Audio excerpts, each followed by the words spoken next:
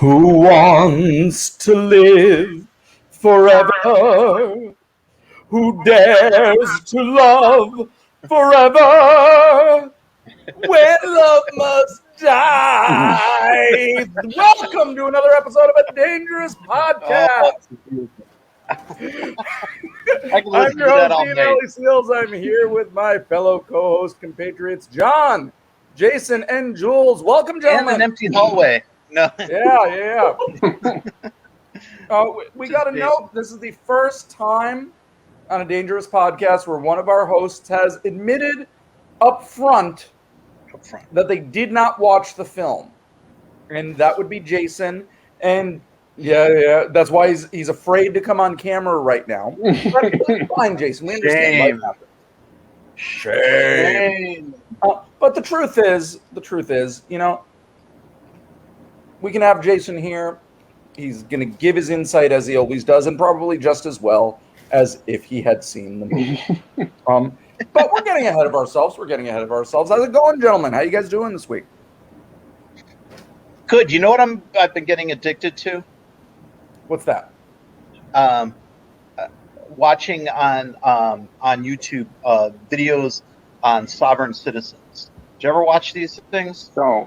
It's really fun. How do you watch this on YouTube and not ruin your recommendations forever? I don't know what this is. Explain. You don't know what? Sovereign citizens are under the belief that they're not actually American citizens. Oh, okay. And they're not bound by our laws. So when they get pulled over, they give this spiel to the cop about how they're not driving the car, they're traveling, and their laws don't abide by them. And it usually ends up with a broken window, and it's just sort of like it's ridiculous. I highly recommend it. It's really funny. And then sometimes they're in court, you know, they're trying to explain the law to a judge. You know, it's like one of my favorite. That's the one where they claim that if the flag has the golden tassels on it, as flags often do, that's an admiralty flag. And so, therefore, it's actually a court of the Navy, and therefore it does not apply to them, or something like that. Right. That'll be like, they go to court, and they're just like, "Is this a naval court?" You know, like, that's their first question. Like, they think they have this loophole in the law or whatever, and they just believe it, and nothing will convince them otherwise. It's so much fun. I mean, I just get lost in the whole YouTube. I just go down the YouTube vortex. And, many hours later, I'm still watching it. It's really fun. A lot of broken windows. That's the thing with sovereign citizens.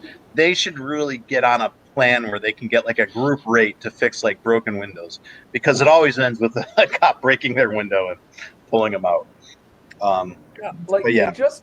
It just reminds me, like, listen, I'm not a law and order guy, but just one of the things that you shouldn't do as a policy is straight up, like, fuck with the court.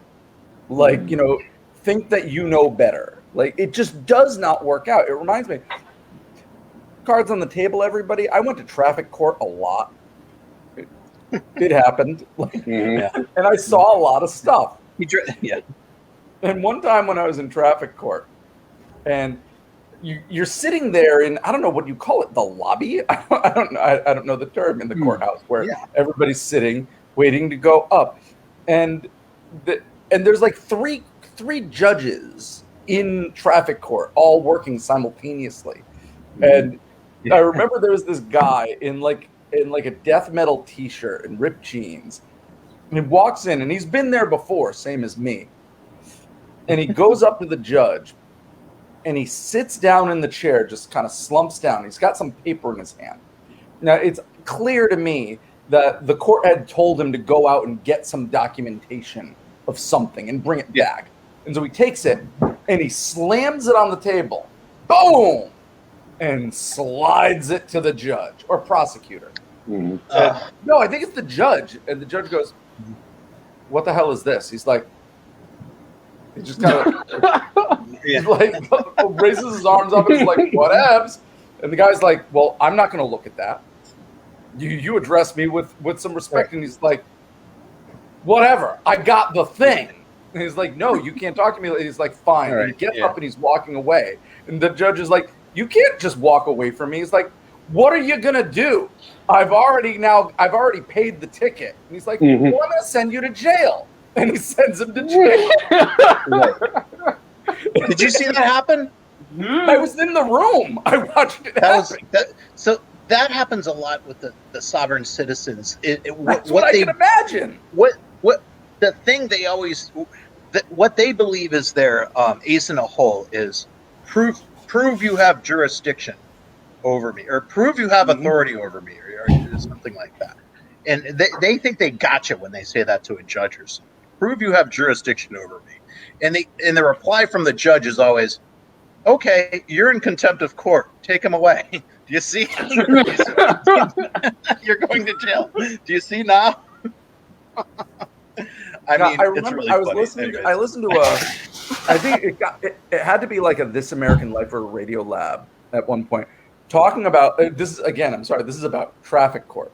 Everybody, welcome to a dangerous podcast, traffic court edition.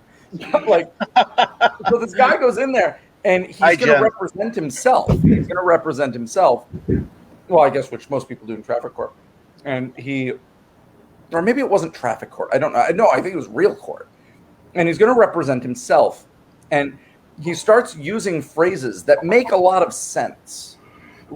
Like, well, listen, beyond a reasonable doubt, you can't say, and then the judge stops him and he's like, do you know what that means? Like, do you know what beyond a reasonable doubt means? He's like, I think I do. He's like, no, you don't. So don't use legal terms that you don't understand because you're not a lawyer. And then afterwards, I mean, this is the commentator from This American Life. He's like, yeah, I realized I actually had no idea what I was talking about when I absolutely thought I knew what I was talking about.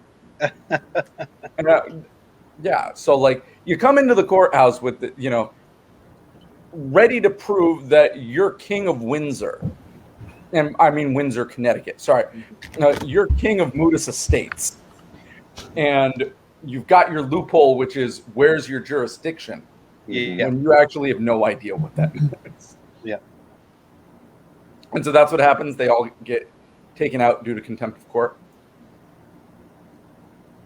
So yeah, that's So they're basically stupid, and it's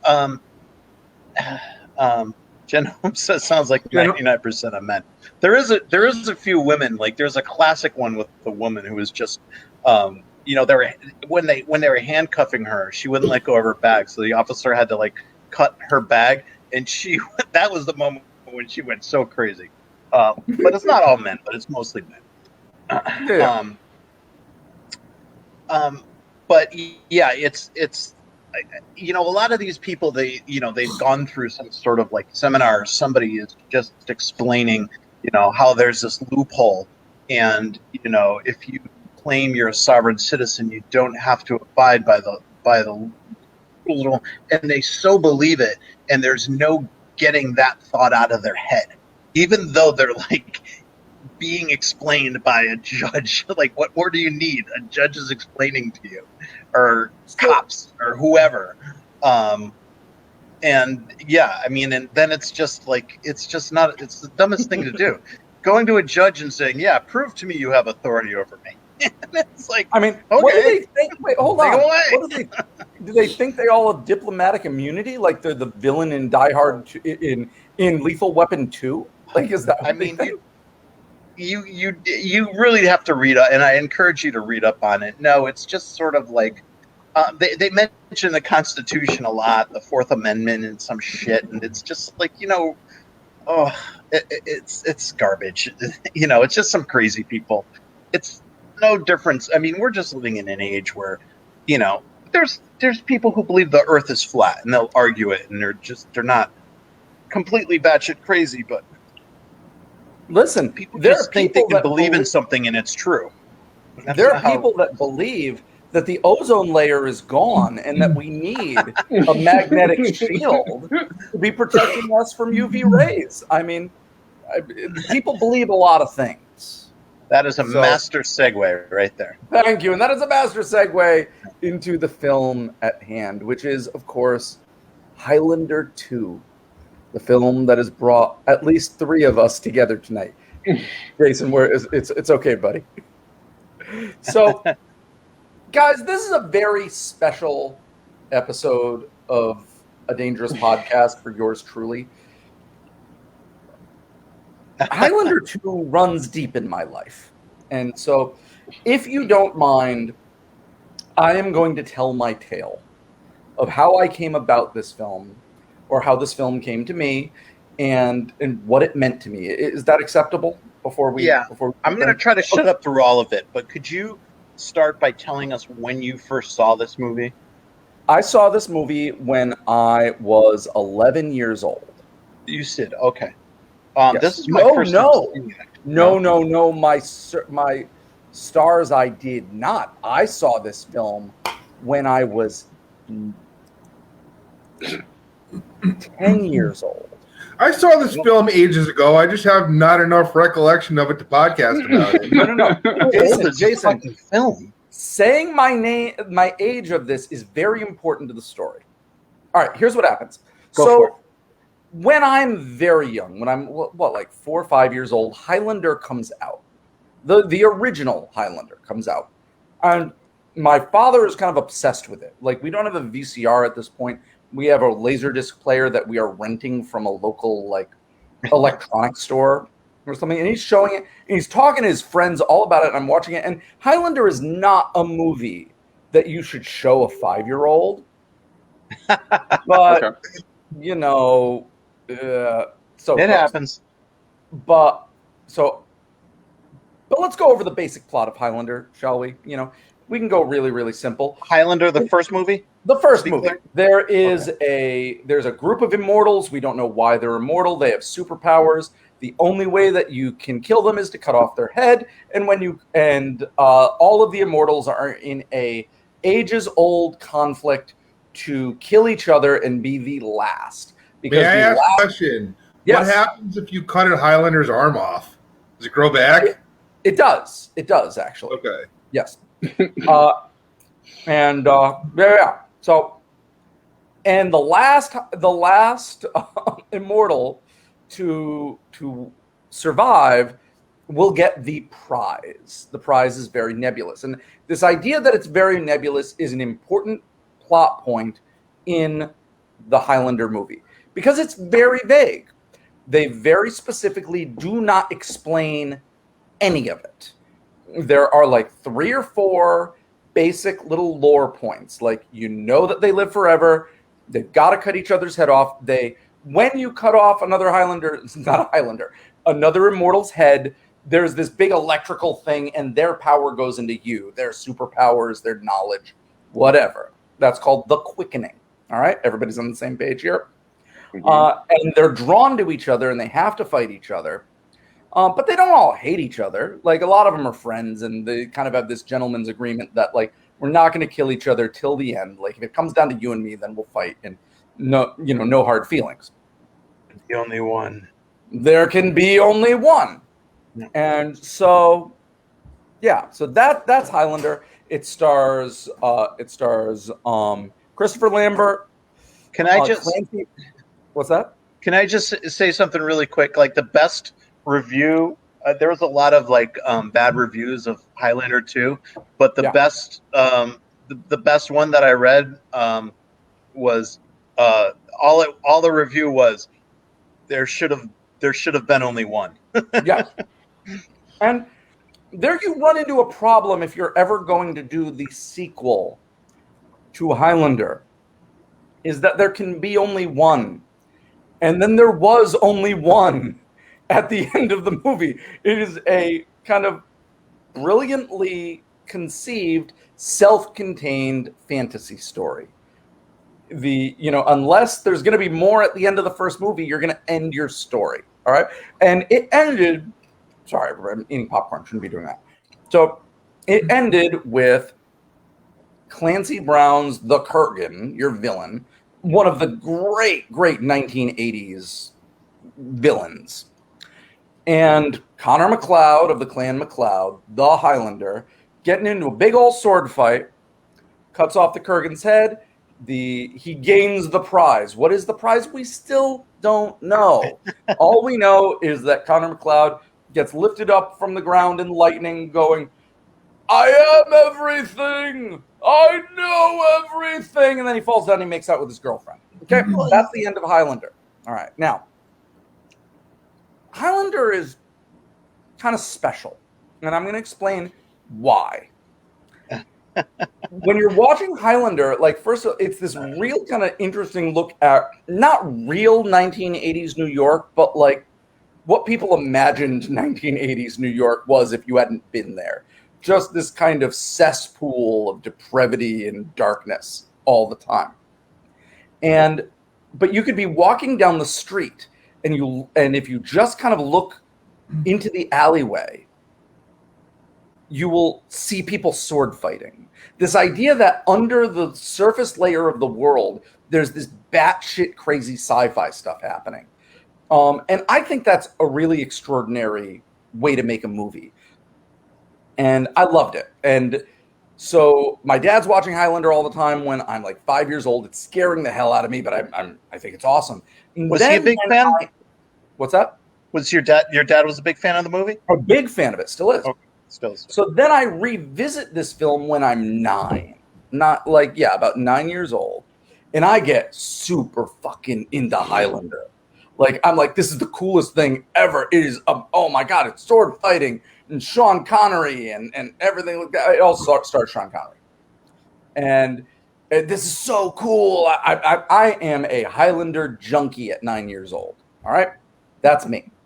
And Highlander is really, really great if you're in like late elementary school to middle school. Like, that's your prime age to watch Highlander, I kind of think. And then me and my family go on a family vacation. We go on a family vacation to Portugal. It's the only other country I'd ever been to. We go to Portugal, and we're staying with some family friends.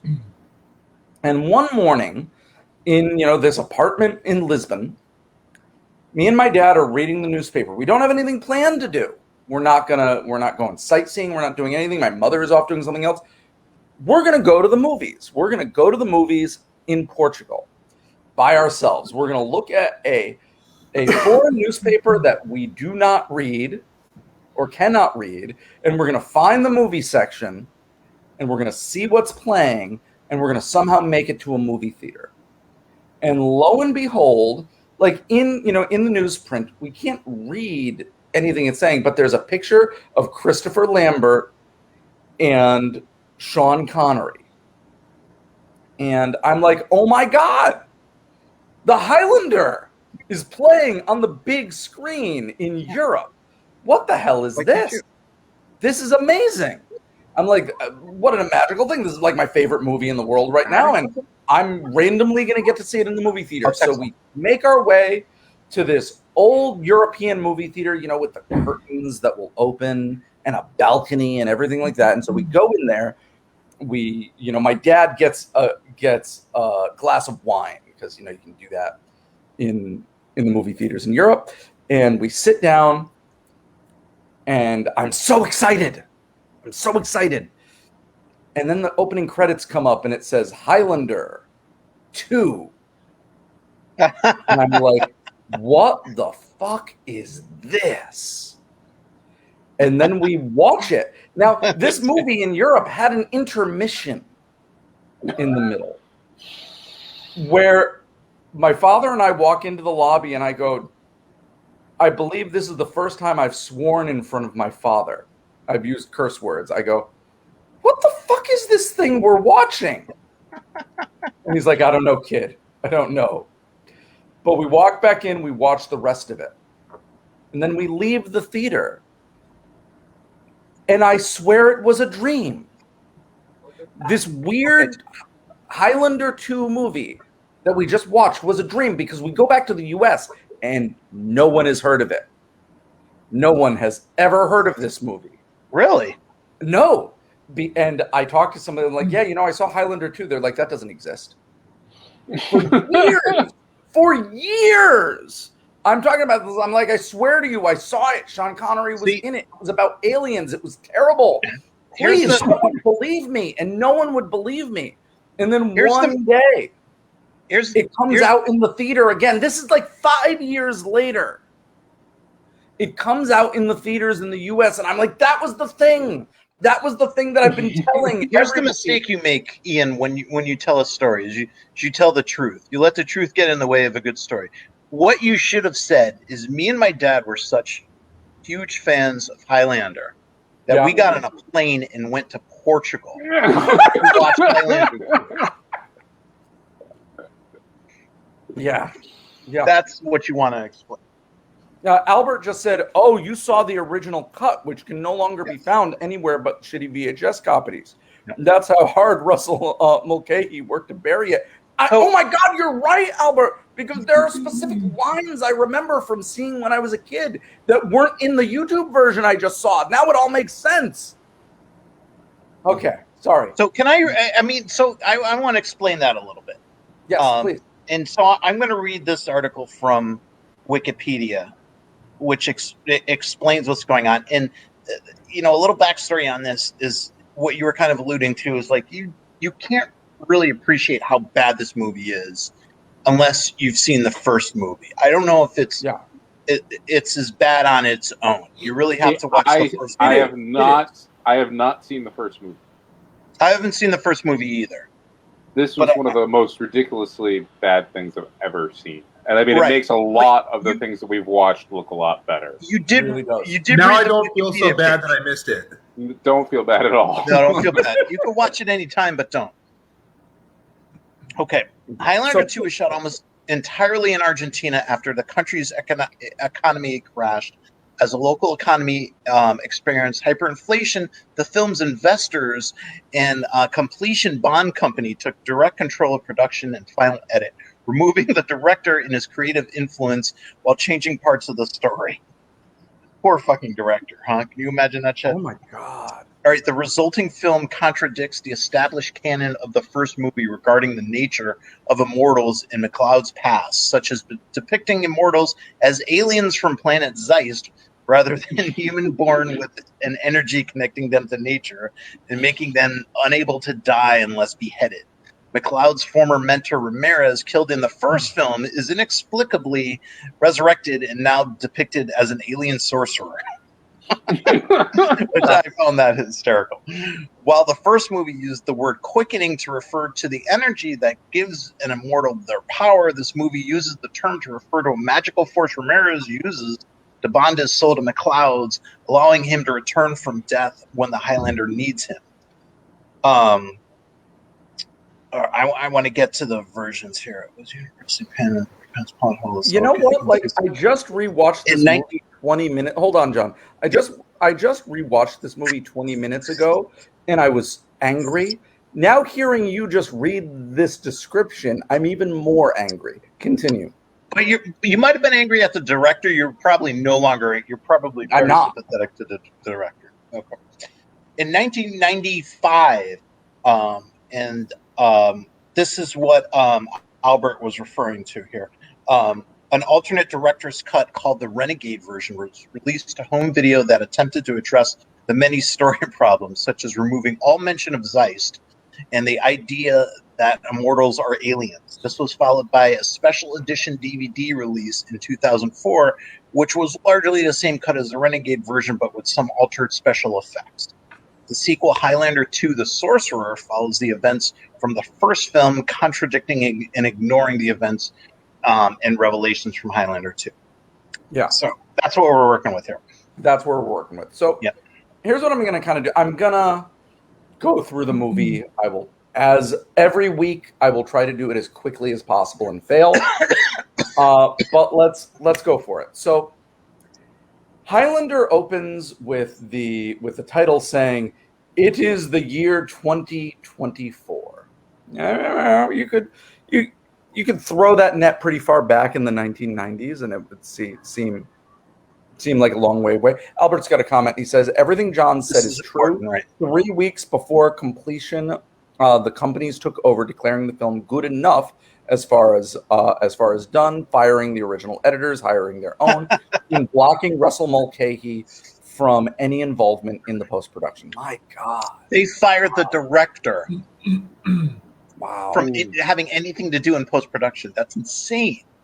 Yeah, because I mean, this was a bomb that like dropped on me. You know, what ruined this movie? Was it the post production? Was that what messed the whole thing up? No, because I'm going to say this right. I know we don't know. We have to ask Albert. Albert knows. We don't fucking. Yeah, no. Like, here's the thing that I'm going to say right now is that there's no way any of this movie is actually good. Even if you get the original Russell Mulcahy version of the film, there's no way it's good. But let's get to that in a minute. So the film takes place in the far-off land of 2024, where the ozone layer is gone, and it has been replaced with an artificial shield, electromagnetic shield, that is saving the Earth. Now, I'm trying to recall, like, the idea that we're all afraid of climate change, this isn't new. And in the late 80s, early 90s, you know, I mean, we were still worried about the exact same stuff as we are now. It's just we weren't really feeling the effects yet. And the big shorthand version of climate change at the time was the ozone layer, you know, hole in the ozone. There's a hole in the ozone layer. There's a hole in the ozone layer. All that aerosol is gonna. Yeah, that was the big deal.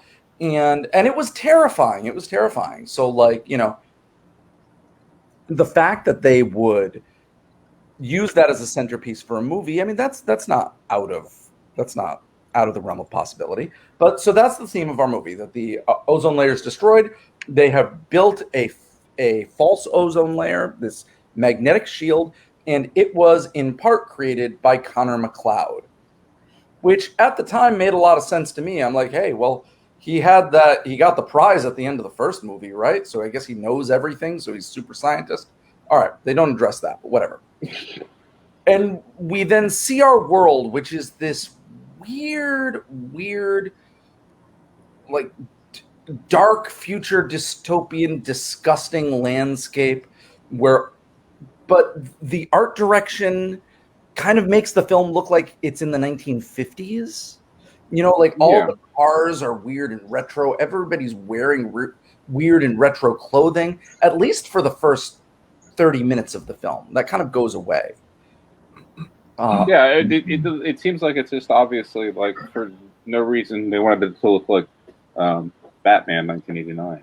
They really did. Because it was kind of like the art direction is that, essentially. And actually, let's segue into this right now. Albert just said Mulcahy did a great job visually, and I think for the first part of the film, he did. I am not a fan of this film by any stretch of the imagination, but you can't say that, at least from a design section, the first part of the film is lazy. You know, there's a lot of money spent to make this look like Blade Runner or some version Super of Mario's. Yeah, or Super Mario. Like, guys, what did you think of the way their dark future looked? Anybody? I mean, I don't know. I mean, I'm the wrong person to ask. I'm a little annoyed, and this is, you know, like, I'm so sick of seeing the dark dystopian landscape. Especially since that's like all we watch at this point. It is kind of all we watch. Yeah. It is. But yeah, no, I thought the cinematography was good. I mean, I did think, you know, visually it was kind of nice to look at. You know, the action scenes kind of seemed kind of lazy. Like the sword fighting seemed like kind of like, oh, I know you're about to go over. You know, it was just, I don't know. It just seemed a little lazy, but I don't know. Jules, how do you think it looked? Yeah, I think they were trying to be. It really was trying to look like the Batman movie looks, and I think there was just something just off about it all. And in fact, part of it being that kind of like it wasn't why would the future look like that? Yeah. You know what I mean? Like, why? How do we go from like the 1980s to a 2024 where all of the buildings are like pre-World War II? I don't understand what. Because there's an artificial ozone, Jules. Do I need to spell it out for you? What do you think happens to buildings when we? Or my pet peeve is that it's supposed to be in New York, and they had cutouts in terms of their like weird collage they use for the matte painting of buildings. It's a bunch of buildings from Chicago. I mean, it's just like you can't Right. I don't keep track of understand what city it's in. I don't understand why these directors, when they're trying to make it dystopian, they it's always like some weird version of New York City. Why don't they just go to Bridgeport?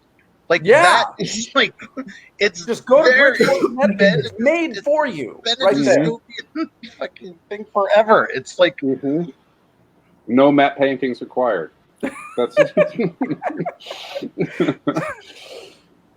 Oh God, did I tell this story on this podcast? I don't know. So a very good friend of mine is a lawyer for the UN, and he's currently living in South Sudan. Not Dirty Dave. No, I'm not gonna say his name because I don't want to get him in trouble right now. But I was talking to him, and I'm like, so you've lived in a lot of really dangerous places. You've lived in Kabul. You've lived in you lived in Libya. Like, where? What's South Sudan like? And he's like, this is one of the most terrible places I've ever lived in my entire life. I'm like, oh, so South Sudan is like the Bridgeport of Africa? He's like, don't go that far, Ian. Like, come on. Hyperbole is not necessary here. Like, so, okay. But anyway, back to this. Yeah. So we've established this weird retro future dystopian world. There's a fake ozone layer up there, the shield. And Connor McLeod, who is old as fuck, he's got some old man makeup on, that Christopher Lambert, is at an opera. Well, he's at a Wagnerian opera, and which sparks in him memories of the past when he lived on an alien world, fighting their dystopian ruler with his friend Sean Connery. And then they have a spirit bond. And then they're in a war against Michael Ironside. Albert just made a comment. Michael Ironside complained about the inability to do concise fight choreography with 22-pound broadswords after cutting off part of Christopher Lambert's finger, who chipped Ironside's tooth. Oh my God! Oh my God! All right, well, I forgive him a little bit for the. Jeez Louise. So, all right. So yeah, it's an alien planet. The rebels, which are Sean Connery and Christopher Lambert, they lose. Let us note they have all their same names from the first movie. So on this alien planet, his name is Ramirez, and the other guy's name is Connor McLeod. It's convenient that they have all of our cultural names, like about 7,000 years in the past on a distant planet. But, cool. So they lose the war, and they go in front of the tribunal, General Zod-esque,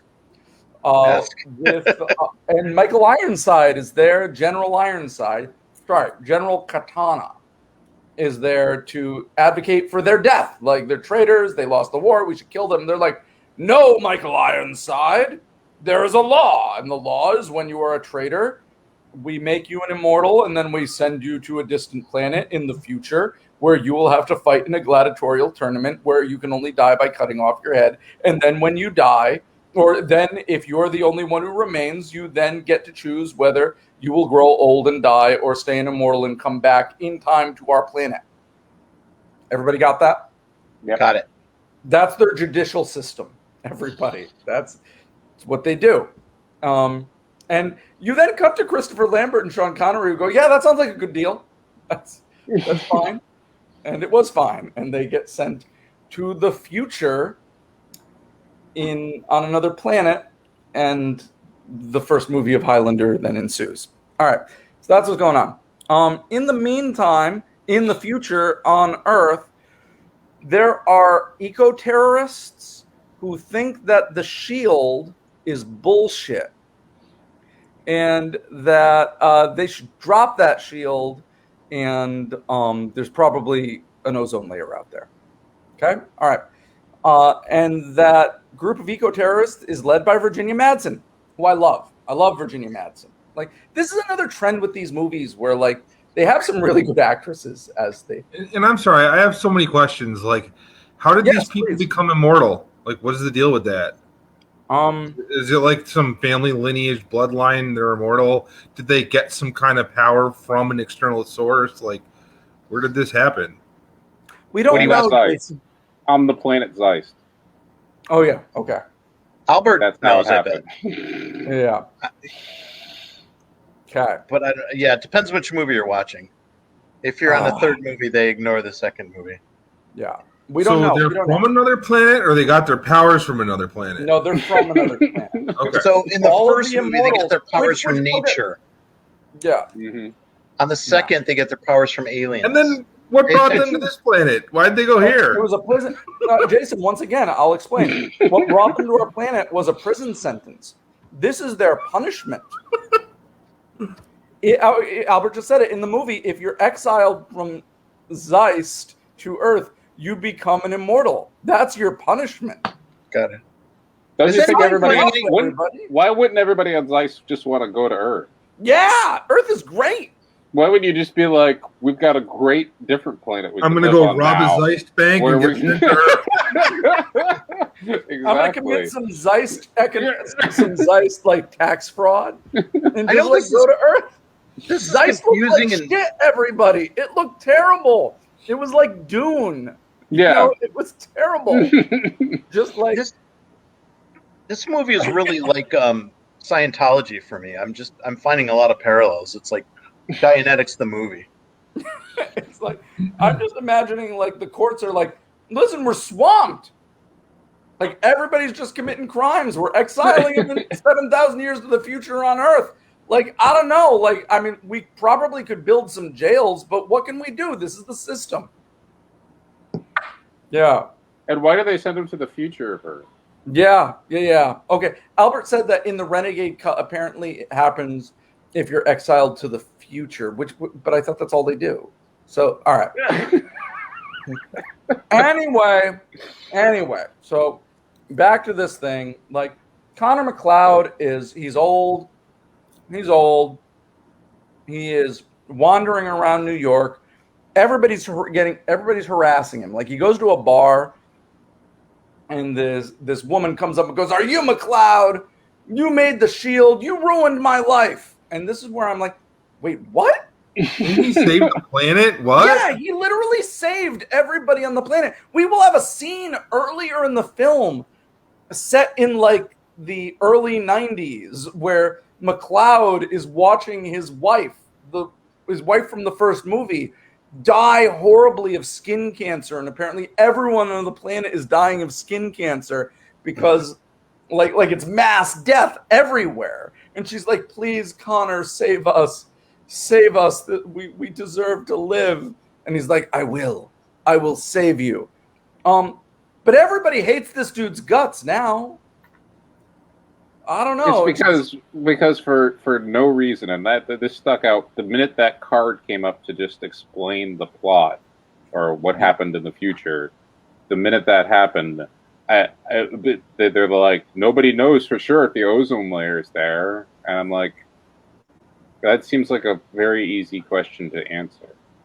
Yeah, like that's not like, but so like right out the gate, this thing wasn't making any sense. I mean, in terms of this whole plot, I mean, it just like, well, then, you know, and then like, we're skipping around. Let's skip around because they ultimately go through the shield to look at the sky and everything's fine. But it's kind of like, they're literally the only people who thought to do that. Yeah. All you have to do is go on top of a big mountain and then you'll see above the shield. Wouldn't thousands of people do that every day and be like, "Hey guys, the ozone's fixed. Let's shut off the big machine. I mean, Listen, poking holes in this movie is like shooting fish in a barrel. It's not even poking holes. It's just conceptually broken in every way. Yeah. It's just like not one concept is coherent. Anyways, talking about not one concept that's coherent, let's move forward a little bit. So Connor McLeod, he's living this sad life. People are beating him up on the street. People are all angry at him. You ruined my life. They can't quite explain why he ruined their life other than the sky is dark now, and that's kind of depressing. Is that his biggest crime? He saved the planet and the sky is dark now. Now listen, you want to go extrapolate that a little further, like the sky's a lot darker, so all the plants died and there's mass starvation. I mean, okay, I guess if you want to go somewhere that far, but like, I don't know. I kind of think Connor McLeod's a hero. I think he saved the damn planet and we should give him that credit. But back on Zeiss 7,000 years ago, they're all a little worried about what Connor McLeod's going to do in the future. They're like, hey, I don't know. He's and because they've got a little TV and they can spy on you in the future. And they're like, is he going to make the choice? Is he going to die of old age, or is he going to come back in time, like as an immortal? And I guess then he's trouble for us. Then I don't know. They were all pretty concerned with this. He has the power to be immortal, go back in time, and go back to Zeist? Yeah, you can do that because that's part of their judicial system as well. Oh, okay. Yeah. This gets better, Jason. So then Michael Ironside goes, well, we must kill him. And so he calls forth his minions, who are these they really do look like the minions out of the Super Mario Brothers film, which is to come. And they kind of look like porcupine people. Like they've blanched white faces, they've got goggles on, and they've got porcupine spines coming out of for hair. And they then say the truly most insightful line of the film. They tell Michael Ironside, well, he's very old. He's going to die in a few weeks. Why don't we just let him do that? And then Michael Ironside goes, you're not paid to think. When did he become not immortal anymore? Because he won. When he won, like, the gift was, I guess, he could age now. Something like that. How many other movies did Sean Connery do where people don't want to be immortal anymore? Yeah, like all of them. So they get sent to the future, and they ambush Connor McLeod. Now, and meanwhile, Connor McLeod has also been accosted by Virginia Madsen. She's like, Connor, you don't understand the shield you built. It doesn't need to be there. I broke in. I got some data. I think there's really an ozone layer. And he's like, well, Virginia Madsen, maybe you're right. And then porcupine people show up, and there's a whole big deal. They fighty. They got swords. They got blasters. They're killing people on the street. They're blowing up cop cars. Connor McLeod, he gets a free bar, and he's fighting with junk right there. You missed the fact that there was lightning. He was being chased by lightning that made him young again. Oh, right? Yeah. Well, okay. That's the thing that happened. You're a few steps away from that. So he's fighting Porcupine Guy, and then he kills Porcupine Guy, and there's a giant explosion of fire, and he gets caught in the fire, and then he emerges from the fire young. Okay. Which I think they explain away as in that moment he decided to become an immortal again. So he made his choice. And so now he's young. He's the Highlander. He's back, everybody. He's back. And he picks up a sword. He gets on a hoverboard. How many movies have we watched so far with hoverboard? They're all over the fucking place. Mm-hmm. This is one of the few that pulled it off, though. I mean, they at least showed the guy moving on a hoverboard. Yeah. And not like a little action figure being hovered in front of a movie screen. Of any special effect in this film, I thought the jetpack and hoverboard thing, I thought that was kind of cool.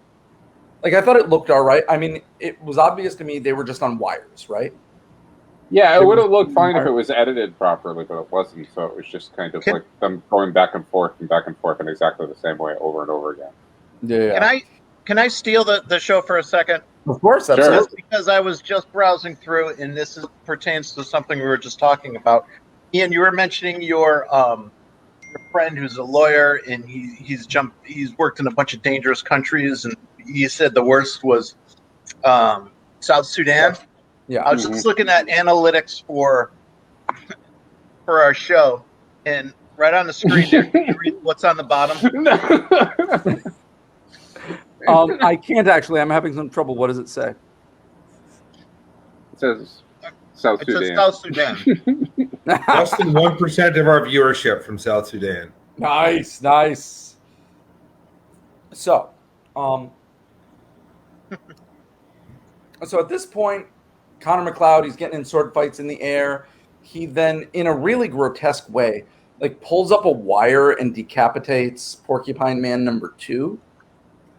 There's another quickening electricity. He goes, ah!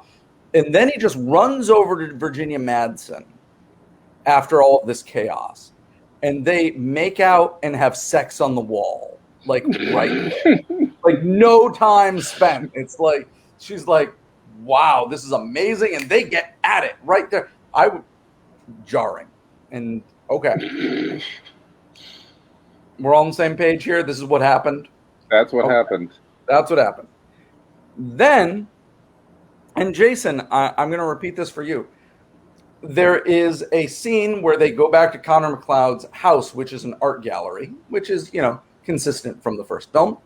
And Virginia Madsen says something like, okay, so you're an alien who fought in a war with your friend and blah, blah, blah, blah, blah, blah, blah, blah, blah, and then you get sent back to Earth. And then you're immortals, and you can only get killed if you cut your head off, and then you were the only one. But then your enemies from the past have come to the future, and you needed to make a choice whether to get older or become an immortal again, fight, and then go back to your planet. And he's like, something like that. That was the most confusing statement I'd ever heard up to that point.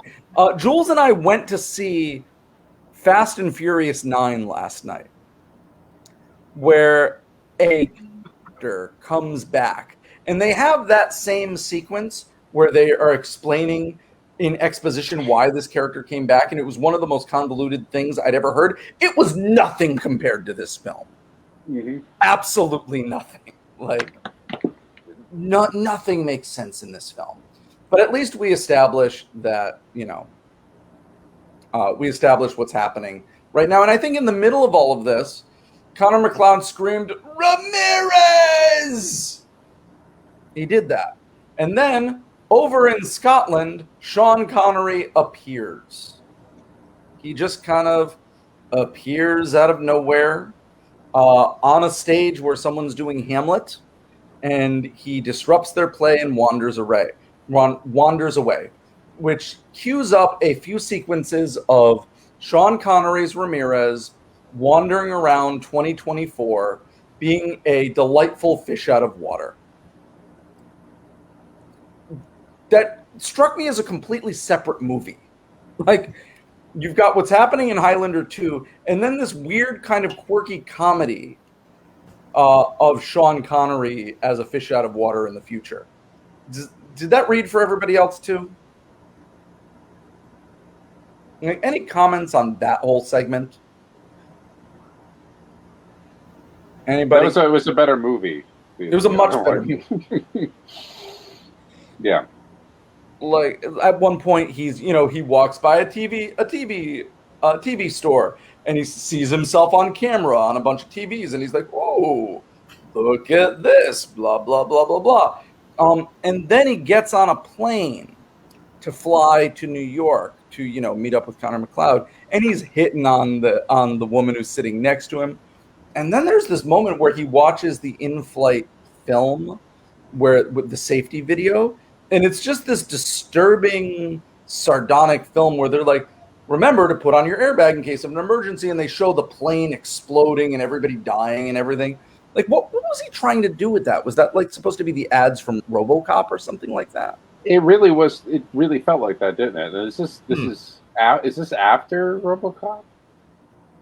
Oh yes, it's most certainly after RoboCop. Okay, so yeah, but they had. I mean, if anything, I mean, this movie has a problem with every tone it tries to do, and the weird satire like videos and so forth is no exception. I mean, I think that yeah. For those of you who don't know what we're talking about, in the original film, well, in both RoboCop 1 and 2, Verhoeven... Did Verhoeven do RoboCop 2? Don't know.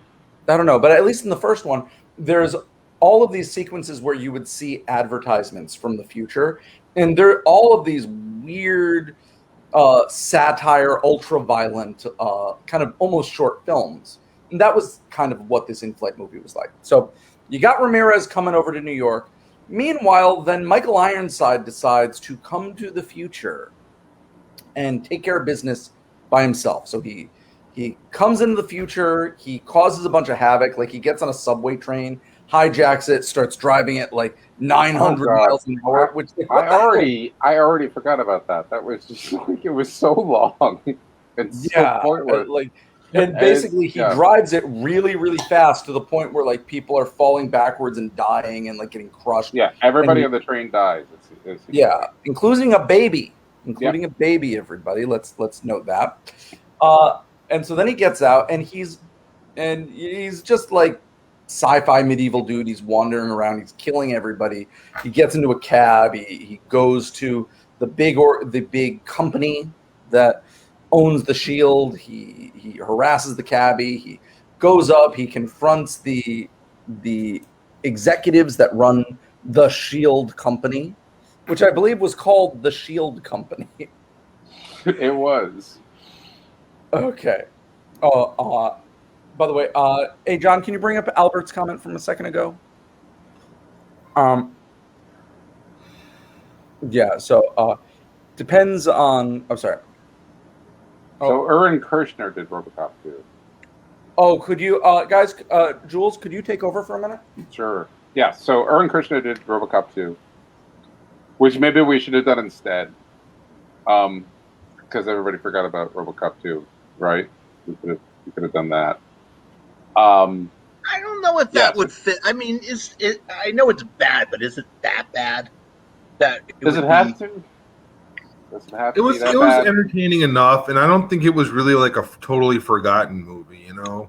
I don't think it's mentioned. I mean, I think what we do a lot is, we do the ones that are generally like the worst movies ever. And I don't think would fall with that line. I don't know. I could be wrong. I mean, I don't think it was a good movie, but is it one of the worst ever? No. But we did Zardoz, and that was fantastic. I'm just saying. Excuse me. Sorry about that, everybody. Okay. Just had a parenting issue right there. So Albert just said Irwin Kershner, who did Empire Strikes Back, did RoboCop 2, and Frank Miller wrote it. Yes. Thank you very much, Albert. Okay. So, all right, we have all the characters in place now, right? Ramirez, he's in New York. Michael Ironside is in New York. He's accosted John C. McGinley, who's the head of the Shield Corporation. Oh, I love John C. McGinley. Now he's in this. Playing a very John C. McGinley executive. And, Michael Ironside, Katana, he goes up there. I'll also add that I love Michael Ironside. Yeah. Cool guy. Nothing bad to say about Michael Ironside. And so we got all our characters here. What progresses now, not a lot happens, and it takes a very long time for it to happen. I think I can sum this up in about 3 things. So, how can I do this? Connor McLeod's friend, who he built the Shield with, has been thrown into prison. A kind of, just like dank, like dungeon prison. So they go to rescue him. They rescue him and they find, and all of this is to find the latitude and longitude of the place that you can walk up a ladder and find out that the ozone layer is fixed. Okay. So they go and do this. Ramirez has joined the group like 20 minutes ago. And as they're escaping, they get trapped in a room with a giant fan that's coming down from the ceiling. And then Ramirez uses magic to hold the fan up and open the door. And then he disappears. Yes. And then Connor McLeod says, "Will I ever see you again?" And Sean Connery's like, "Who knows?" Wow. And then he goes, "You're the man now, dog." And so then Ramirez dissolves in energy and the room explodes. Okay. Virginia Madsen and Connor McLeod, they find out that the ozone layer is fixed. Good job, ozone layer. And this is the part that I realized that I saw a different film when I was a kid, because I specifically remembered her looking up at this gorgeous blue sky and going, "It's so blue!" And she didn't say that in the... How are we supposed to know? How are we otherwise, really? They had it right the first time, obviously. Yeah, exactly. And so then Connor McLeod and Virginia Madsen, they go back to the Shield company to shut down the Shield. John C. McGinley gets a little uppity with Michael Ironside, so Michael Ironside rips his testicles off and throws them out a window. I mean, I could have just said he throws them out the window, but let's be clear what happened here. Rips off his testicles, throws them out the window. Then Michael Ironside and Connor McLeod, they have a big old sword fight in front of a pillar of energy. The fight doesn't go on that long. It doesn't last very long. It's a little sword fight. Connor McLeod, cuts his head off. And in this really kind of disturbing way, he's got Michael Ironside on the ground. And he's got, his sword to his throat. And Michael Ironside's looking up like, "Shit, what are you going to do, Connor McLeod?" And this is where the hero would usually go, would show mercy or something like that. And then Michael Ironside would turn on him, try to stab him, and then you'd get to cut his head off. No, Connor McLeod fucking chops this guy's head off right there. Just looks at him, considers it, cuts his head off. There's a little old quickening. They shut down the Shield. A beautiful night sky appears above the entire world. And then Virginia Madsen and Connor McLeod make out, roll credits. That's our film, everybody. Yep. How's it sound to you, Jason? The Ironside and McGinley stuff sounds awesome. It was okay. Not great. Jules, John, anything?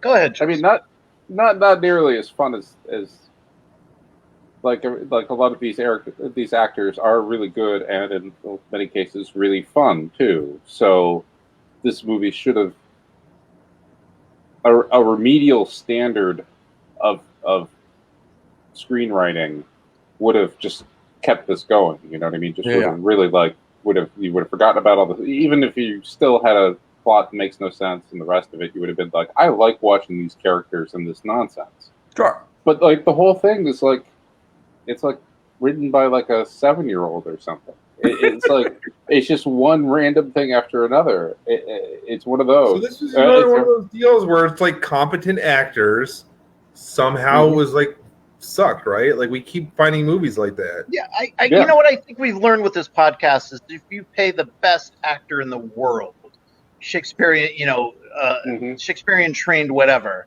they'll fucking do it. They'll be in the shittiest fucking movie.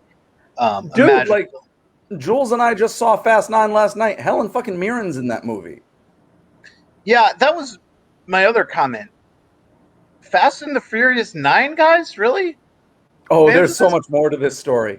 And we'll talk about it in the next podcast. All right. Eventually, we're going to have a podcast episode about Fast and the Furious 13. Yeah.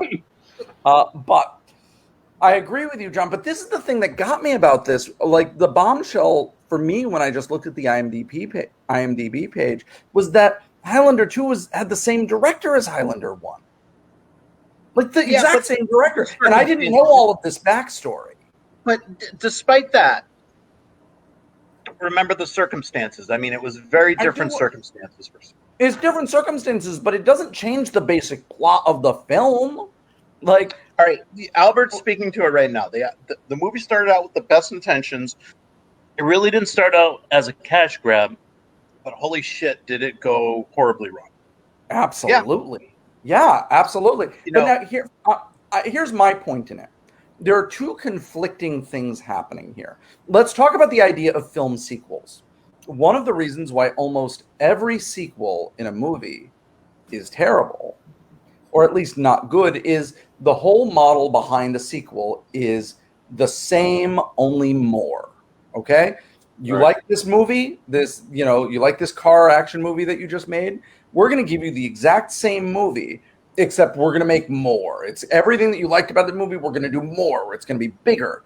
You like those characters, we're going to have 4 more of those characters. You like those explosions, there's going to be 7 times the explosions. It's going to be the same plot, all the stuff you like, and more. And that's generally terrible. That's why the sequels that are really good, even better than the original, are few and far between. Like, that list is what? Empire Strikes Back, Godfather 2, Toy Story 2. There aren't too many of them. And on its surface, this film has no interest in that. You cannot say that Highlander 2 is giving you the same, only more. It's giving you a completely different thing. It's throwing everything away that you liked about Highlander. For the most part, sequels are just a cash grab. Yeah. And you're also restricted with, like you have forever to make the first movie, you know, and then you have you've got studios barking down your neck to finish this. So on the surface, Highlander 2 throws that model out the window. It's giving you a completely different movie with a completely different aesthetic and a completely different plot. But at the same time, about midway through the movie, it tries to retcon that, and it tries to start giving you all of the things from Highlander 1. Let's talk about Michael Ironside. What Michael Ironside, once he comes back to Earth, once he goes forward in time to Earth, he's trying to be the Kurgan. He's trying to be Clancy Brown's the Kurgan. He's got, I've been having my hair down the whole time as an example. Like, they give Michael Ironside this wig with this droopy hair, much like Clancy Brown had in the first part of Highlander. And in Highlander, there's all of these things like Clancy Brown would like take this car and drive at 1,000,000 miles an hour, and he's killing people, and it's this dramatic thing. So what are we going to do? We're going to take Michael Ironside, and he's going to drive a train like that, and he's going to give one-liners like the Kurgan. He's going to do all of that. And then we're going to have this scene where Michael Ironside confronts Connor McLeod in a church, and they say, "Oh, remember the rule, you can't fight. You can't fight in a church." And so, Michael Ironside will be cracking jokes all the time. Now, that scene was brilliant in the original Highlander. Like, you had Clancy Brown looking like like the Terminator meets CBGBs, just like this utter punk dude in leather. He's got this scar across his neck, and like there's a nun walking by, and he looks at her and goes, "Happy Halloween," and stuff like that. Like, it's this great scene, and they're trying to do that again in this film. And then you have the scene where in Connor McLeod's apartment with the art gallery, and he's explaining his whole life to Virginia Madsen. That scene, which is pretty much exactly like the scene he had with Beatty Edney in the first film. So there's all of and then you meet Ramirez. Ramirez shows up there, and they have a sword fight, like a gentleman's sword fight, exactly like they did in the first movie. So they're trying to shoehorn all of this stuff from the original Highlander into this movie that bears no resemblance to the original Highlander, which makes it a fiasco beyond any proportions. That's what I came here to say. Like, it was insane. It was insane, everybody. This movie was crazy. So at this point, I'm just going to say, like, dive in. Does anybody have any particular scenes, anything that comes up to anybody? Your description of the Michael Ironside and John C. McGinley scene sounded amazing. I mean, it's kind of fun. I mean, all right, let me get into that scene then for you, Jason. So, for Albert's got a point. He says, "Oh yeah, once he lands in the train, it's everyone loved Kurgan. Give us more Kurgan." Lambert tried to quit, but was actually contractually obligated. Mulcahy was hamstrung by his contract, so he couldn't quit. Mulcahy allegedly walked out 15 minutes into the premiere screening. So, what was this film going to be, though? Like, what did Mulcahy want to give us? Because even before whatever this final corrupted cut is, he is making this weird dystopian future film where people are coming from the other people, the other executives didn't make that scene with the hoverboard and the jetpacks. You know, that was shot, was filmed. So what is this magical other film that we were waiting to see that was better than this? I don't know if it exists. Yeah, I don't know if it exists either. I think you're onto something where what's the Snyder cut of this look like? I think the executives and the board and whatever, I think that they're somewhat to blame, but not exclusively. I think everyone was on board for a cash grab. You know, the first movie was getting a cult following. Ian and his dad were really into it. Yeah, they're spreading the love in Portugal. The word was getting back to the States. Yeah, so I just think, you know, like a lot of sequels, this was just trying to do a cash grab and completely, failed on many different levels. Jules, you looked like you had a statement there coming.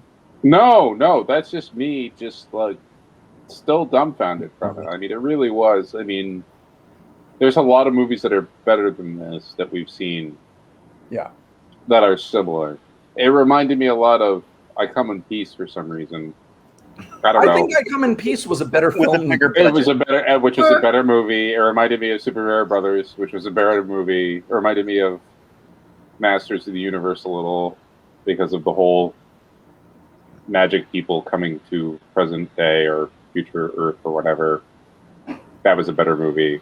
They're all better movies than this. Do you want me to go over the budget versus box office? Please do. Budget was $34 million, which I thought was kind of low for 19. I really don't know what.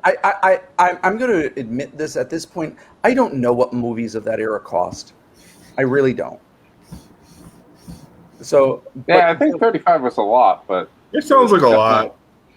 But it was not like Blockbuster a lot, I don't think. Right. I mean, I guess that's why they filmed it in Argentina, was they got more of their buck, probably.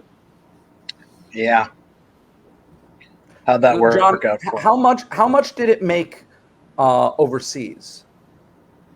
I don't know overseas. I can look at because whatever that office, number is, U.S. box office was 15.6 million. Okay, whatever the overseas number is, count me in on that. Yeah. I contributed to that number. Yeah. I'm going to, for a moment, Albert just said, visually, the prop plane, the anachronistic dystopian retro fashion, the opera, that was all deliberate. The backstory, the alien planet, who knows? I'd love for him to get really drunk and just spill the tea. Yeah, I want to know what his movie was. Let's have him on the show. Please, Mulcahy, please come and talk to us. Mm-hmm. I'm going to momentarily cut back to the original Highlander, because original Highlander is not a perfect film. I love it, and I think it is a good film, but it is not perfect. The plot of the original Highlander film is kind of nebulous as well. It's more a series of vignettes. Like when you're watching Highlander, at some point, guys, let's all just watch Highlander, the original, please. Now I see that, but between John and Jules, I'm the only one who saw the original. But it's a series of vignettes. There's, you get a scene from the past, a scene from the present, and it's the plot is tenuous at best, but there is a plot. But it relies on just kind of the charisma of the actors, the novelty of the idea, and a well executed scene. Every scene in it is well executed. And in that way, there's kind of similarities to this film, but So yeah, the first Highlander is not perfect. Another thing that was actually similar in both of these films is I find Christopher Lambert perplexing as an actor. Yeah, you ever see Fortress 2? I have seen both Fortress and Fortress 2. That's another one where it's like, huh? Yeah. But Highlander, the first Highlander, is the best thing Christopher... Well, no. Okay, I'll get back to that. It's one of the best things Christopher Lambert has ever done. It's his most iconic role. And half the time, when he's just not talking, he looks great. and he's got this great body language. He's got this great look. And all of his scenes in the past, like back in the Middle Ages, are really, really good. But whenever he speaks modern dialogue, it's cringeworthy. Like if he swears at someone, or he's like, "Hey, you asshole," or something like that. There's just something about his accent. I think Christopher Lambert is best when he doesn't talk. Like, let Sean Connery talk. Let Sean Connery talk. Let him talk the whole movie. Did we talk about how bad his old man voice was? Jesus Christ! Oh God! The old man voice was just like, I don't even know what he was trying to do. He's just like, "Oh, the old man." I don't know what it was. Absolutely bizarre. I mean, it wasn't like that, but I mean, it was just something. Just like old people don't sound or talk like that. I don't even know who does. So yeah. And then you've got Sean Connery's Ramirez, who is a fantastic character. I mean, it needs to be noted, as people often do, that they hired Sean Connery to play a Spaniard, a guy named Ramirez, and Sean Connery in his vast career has never even attempted another accent, and he shouldn't. He should not. Well, he's an actor. I mean, I don't see why not. He was great as the Russian submarine captain with a Scottish accent. Sure, was. Mm-hmm. What was the name of that Tom Cruise movie where he was trying to kill Hitler, and everybody had a German accent around him except fucking Tom Cruise? That would be Valkyrie. Mm-hmm. Valkyrie. Yeah. I think it was Gunarso, who, since we moved to Wednesday nights, never comments on this, but Gunarso would have been here. He had this great idea that if you're going to remake Highlander, you should have Ramirez be played by Danny Trejo, but Ramirez should be an English character. Like Lord Cumberland Waterbottom, but he's just played by Danny Trejo, who doesn't try to do an English accent at all. That's a good idea. That's you know who should play, and you know who should play McLeod? Who? Chuck Norris. Yeah. Yeah. Pito has a. You know, it's funny. My dog right here is named P2, and now I'm reading from Pito. I would take this movie over the second Manos movie anytime. Is there really a second fucking Manos movie? Yes, and we saw it. Yeah, and Highlander 2 is better. I'll throw that out there. Yeah. Manos 2 sucks. Is it? Are we sure? Yeah, I'm sure. I'm sure. It's got Virginia Madsen. She's pretty good, man. But I mean, this was a slog. I mean, this really was a slog. I mean, it really was just a collection of random events that only sort of made sense. Like, what was going to happen? Like, there was no tension in any scene because literally anything could happen at any moment, and it usually did. Yeah. I mean, and yes. So I'm not sure. Jury's still out. Do you think he was trying to do the vignette thing? Do you think he was trying to do the vignette thing in this? No, I don't. I really don't think it was a poor attempt of it? Because the film doesn't work like that. It doesn't work like the original Highlander did. Like, it is not trying to do that. Maybe he was originally. Maybe he really kind of had that original intention. But Highlander 2 doesn't play the same way. It doesn't play the same way. Yeah. Guys, I don't have too much more to say on this movie. Should we talk about our next endeavor? Yeah, I wanted to get into that. Sure. So anyway, but before we do, everybody, thank you for watching Highlander 2. Except I think for me, I don't deserve it. Thank you. Yeah, can we sentence Jason to watch the film? Like, Jason, you are sentenced to watch Highlander 2. Okay, I'll accept that. And it's the better than the guy immortality. Yeah, the three of us have decided that you need to be sent into the I sent future you. to another planet where you will be immortal. You will have to fight others. And if you are the last, you need to then watch Highlander 2 and then return to the past and tell us what you thought. Yeah. Right. I mean, that's so that's, yeah. that's just standard legalese at this point. But Right. Mhm. Yep. so, all right, thank you guys. Thank you for watching Highlander 2. Jason, you are required to. And we have an endeavor coming up. Well, let's talk about it. This is this is big. All right, This let is me big for start Dangerous because it was Podcast. my idea. Yeah. John, go for it. Mhm. From the mind of John. So I thought I went to these guys and I was like, so why don't we throw our format out the window? There's a big huge movie that's the world is anticipating. It's probably the biggest movie since before COVID happened. Yeah, absolutely. And it's been delayed. 100%. It's been delayed a lot, and it's coming out in October, and it's Dune.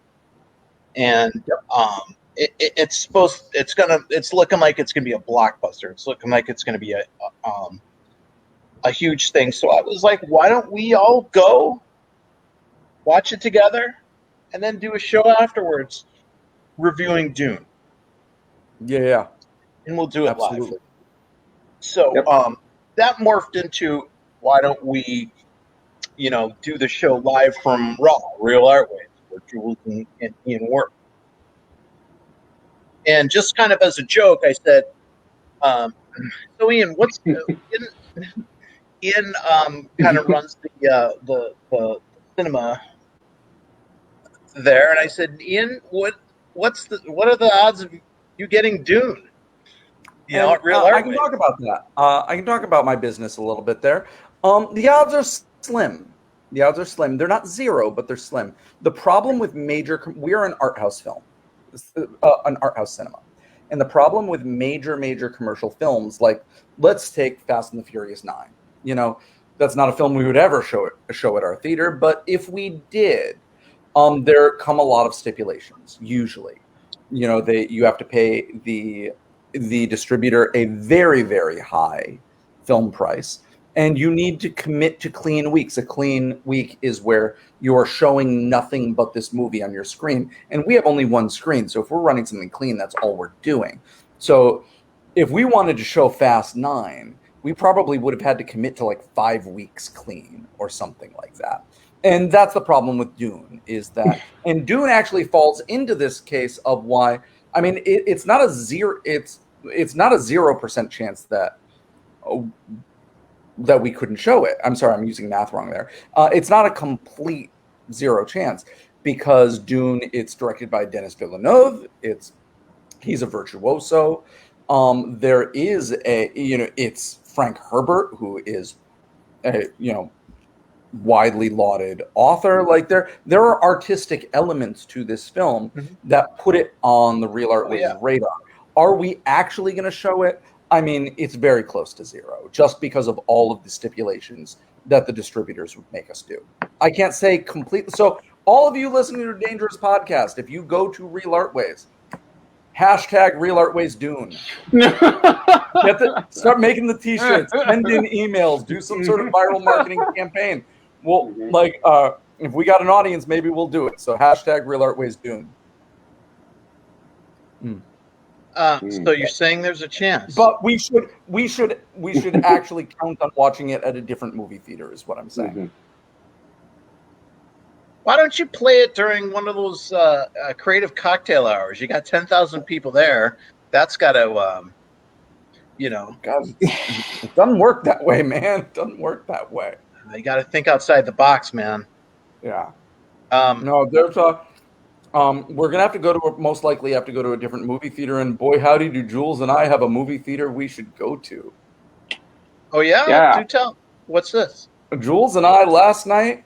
This is the first time I went to a movie that wasn't at the movie theater I work at since pandemic, and that was at Apple Cinemas. No, Apple Cinemas in New Park Avenue in Hartford. Yeah, the old Bowtie Cinema, aka the old Crown Cinema.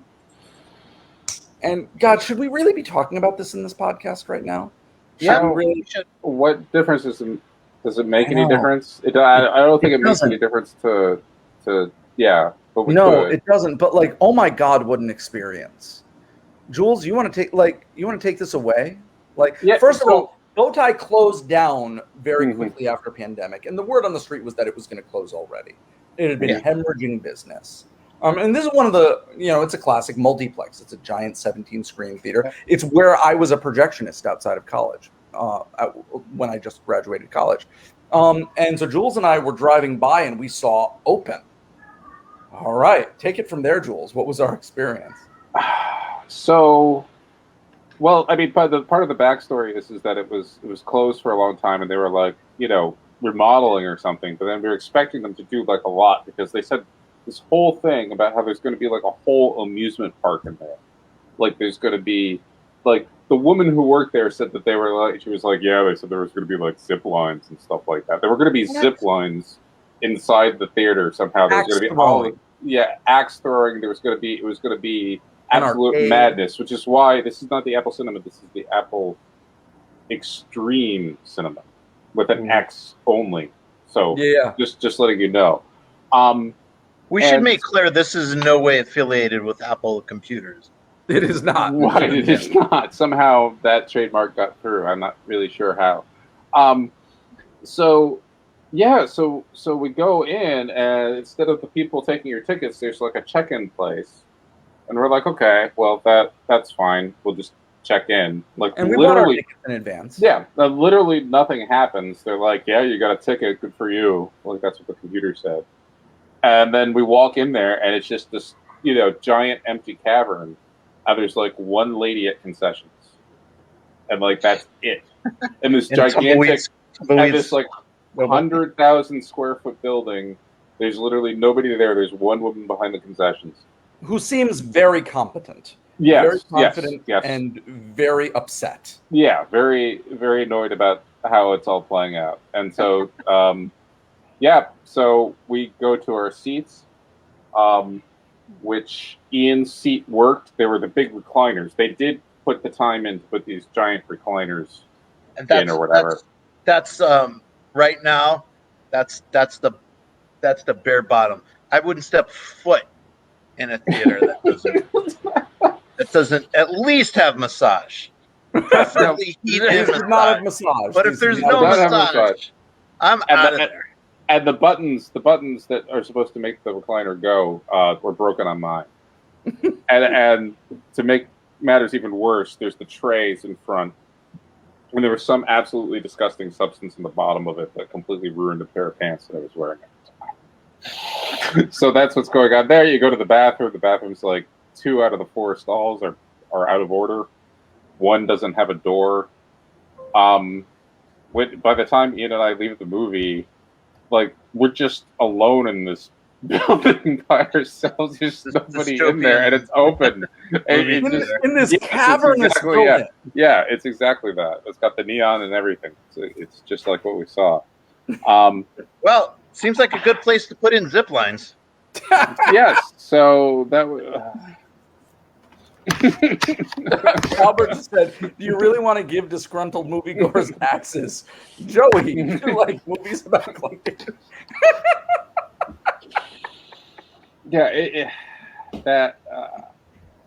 So I don't know what's happening there. They really did the bare minimum.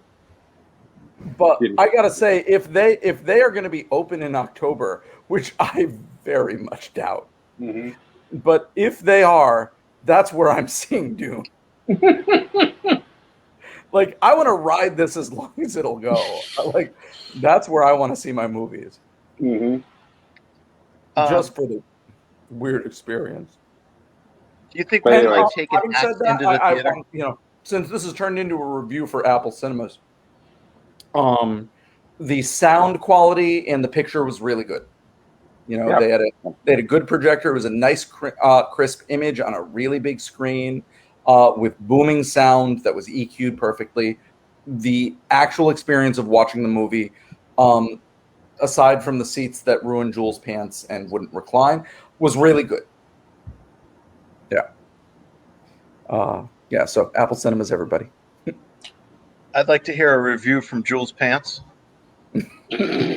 You can't Yes, because I wish I had them around. I would show it up on the screen so everybody can witness All right, next time. the horror of it.